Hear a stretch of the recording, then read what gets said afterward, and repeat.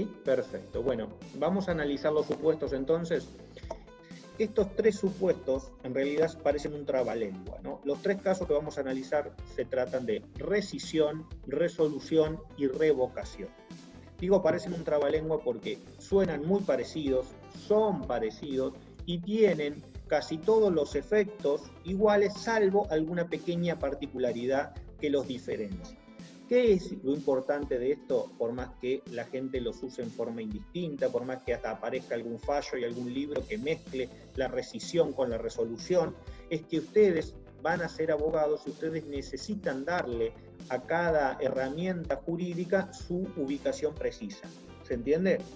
Si ustedes me dicen, quiero hacer una revocación de una compraventa, para mí eso es una aberración, es un ruido. ¿Por qué? Porque la revocación no va para la compraventa, la revocación solamente va a funcionar en supuestos muy especiales, por ejemplo, de donación, que cada uno de estos mecanismos o herramientas fue pensada para una situación contractual particular, y es su tarea encontrar para cuál va. Parece que esto funcionaría de una determinada manera, pero no está haciendo uso adecuado de la forma de extinción contractual correspondiente. Y eso es lo que hace la diferencia después en quién tiene razón y quién no. ¿Se entiende? Es muy importante este tema porque normalmente es un tema que lleva a la litigiosidad, a los juicios seguros. Es muy difícil explicárselo a las personas, es muy difícil hacerles entender que tal vez aquel que está más enojado es el que realmente ha incumplido o el que menos razón tiene. Entonces esto tiene una aplicación concreta. ¿Estamos? Bueno, ¿qué dificultad adicional a todo lo que les estoy diciendo plantea esta temática? Que durante 140 y pico de años que fue la vigencia del Código Civil, ya lo veníamos estudiando. Entonces los supuestos de rescisión, revocación y de resolución, al menos para la gente que se dedicaba a esta temática, estaban claros, ¿no? La complicación adicional es que eso que estaba pacíficamente resuelto, al menos por la doctrina más especializada, que los tres supuestos eran rescisión, resolución y revocación, y que los tres supuestos tenían una característica común, que eran siempre casos unilaterales, es decir, eran casos donde una de las partes rompía ese contrato o intentaba romperlo, a veces con razón, a veces sin ella, ¿no? El nuevo código trae un nuevo caso de extinción de los contratos y el nombre que ha elegido el legislador para ese nuevo caso no puede ser menos feliz, ¿no? El nombre elegido se llama rescisión bilateral.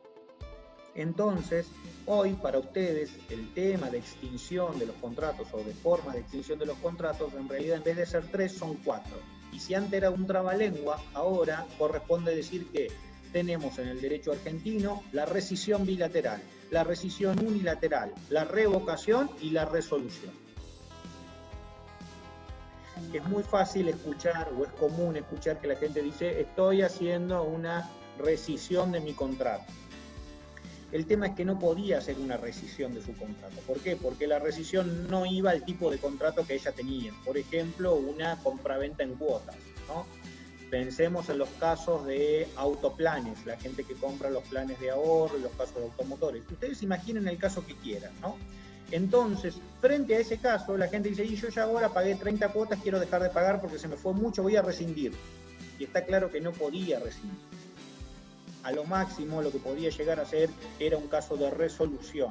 Y en esa resolución, ¿saben qué va a pasar? Va a tener efectos hacia el futuro y va a perder plata. Entonces, por eso es importante saber cuál es la situación, ¿no?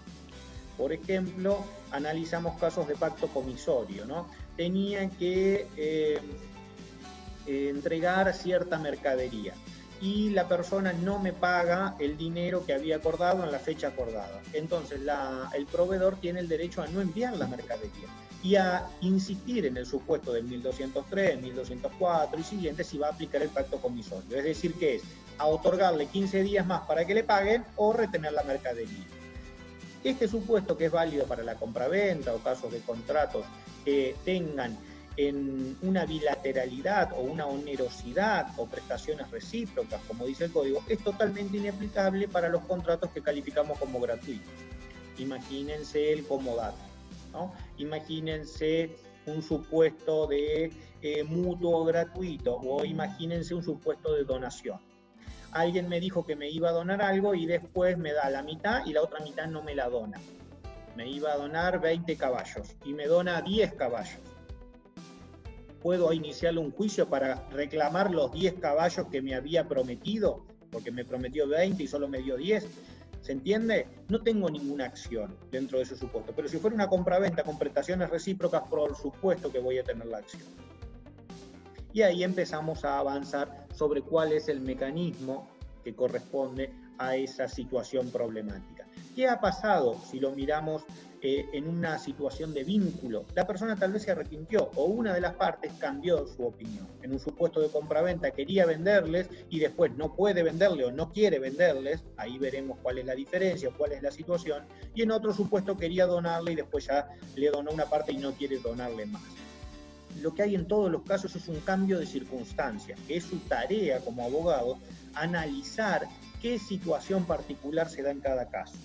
Esto es lo más importante de la clase de hoy. No hay respuesta que sirva para todos los casos.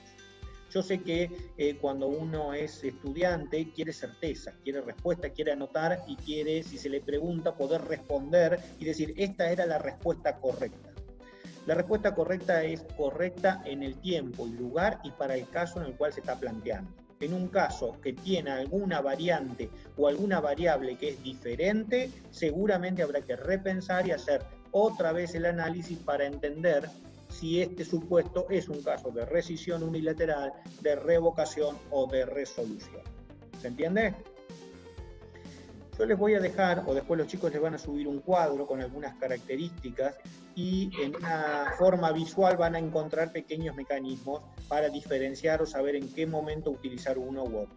No es fácil, les aclaro, lleva mucho a confusión y el agravante de que hoy tengan una situación donde aparece un nuevo medio de extinción que se llama, según el código, rescisión bilateral, tampoco ayuda. Las previsiones del artículo 1076 son bastante claras. Este artículo está destinado a la rescisión bilateral, que es la menos conflictiva.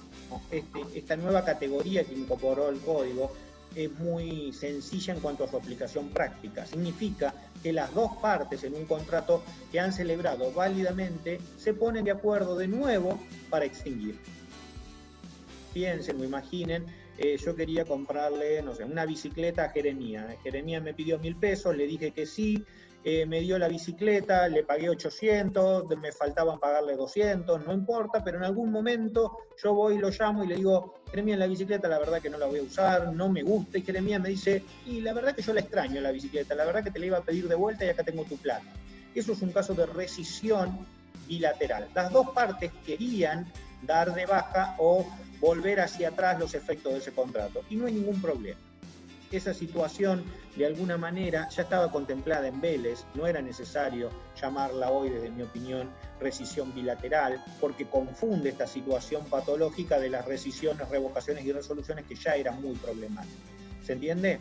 Esta situación estaba en el Código de Vélez y era conocida por la doctrina con el nombre de distracto, y también podríamos desprenderla del concepto propio del contrato. Las partes siempre tienen la libertad de celebrar contratos para crear derechos, pero también para modificarlos o extinguirlos. O sea, ya solo con el concepto del contrato, esta situación que prevé el nuevo código es totalmente superflua, ¿no? Se da en la realidad, por supuesto, existe, pero desde el punto de vista de ustedes como estudiantes o de la aplicación del derecho para la administración de justicia, es complicar el escenario generando otra alternativa de conflicto cuando básicamente, al menos desde mi opinión, no era necesario. Si las dos partes se ponen de acuerdo, esto es un distracto o una rescisión bilateral en los términos del nuevo código.